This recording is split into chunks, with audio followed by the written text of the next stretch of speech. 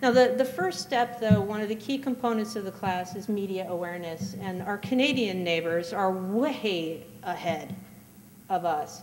They have media awareness as a standard plank in the education system in Canada, and I've borrowed a good chunk of their structure in the way I teach film in the class. So I provided you here in the slides. I'm not going to read this. You can read it on your own. For what the media awareness stance is. It's essentially placing media in a position where we all know where it is. It both shapes culture and responds to culture in a very reflexive manner. And we have to train people to be much more critical and much more conscious of what media is doing. For example, my 11-year-old has become obsessed, shockingly, with vampires lately. And she was reading me a section she was particularly fascinated by, and I said, how many brand names are on that page? So she went, Audi, and then there was like a Coke brand or something, and then there was a label for shoes, and there were 7 product placements on the same page in Twilight. I said, why do you think they're doing that? I don't know. They have a deal with the publisher. She had no idea. And then we were watching one of her favorite Disney girl shows, which are frightening in and of themselves. Product placement everywhere.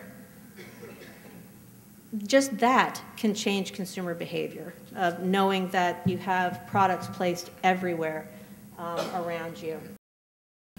Having watched the whole film, and if many of you are planning to go see it, I won't do the whole spoiler thing, but essentially you have a disturbed war veteran who's also an alcoholic who has violent outbursts. His wife had bipolar and murdered her children.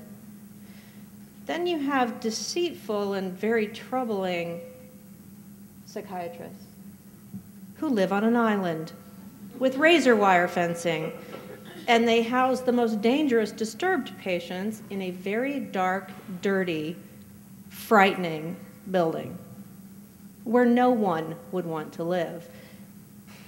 And I got advanced warning about it coming out. I hadn't heard anything about it, but I got a Facebook message from one of my former students saying, I just saw a preview, you have to go see this movie. So now they send me stuff that I have to go see. So I told them, go watch the movie and you can write your film analysis paper on it, because I really wanted to know whether they could use these skills on a film that no one had seen yet. And about 10 out of the 30 students took me up on the offer. For class, I have to go to the movies. It's an excuse to go to Canton. That'd be great. So they wrote, and what they did was very reassuring to me. They went down Otto Wall's list. If any of you are interested in this topic, there's it's an older book, but it's still disappointingly current, Otto Wall's book, Media Madness. They just went down the bullet points. You have bizarre appearances. The people look strange. The one woman has half of her hair torn out. She looks gaunt and sunken. Her clothes are gray in the very opening scenes when they walk through the gates. You have people who are scarred, people who are maimed, beaten. They're dirty in many cases. The psychiatrists seem to be relatively untrustworthy, even though the filmmakers and the film production company they are very fond of saying, but they were doing it to help him, and all the patients were in on it.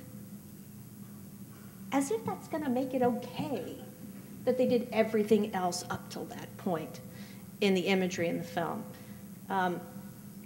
So they were able to follow the model and do that after only about 5 weeks in the class.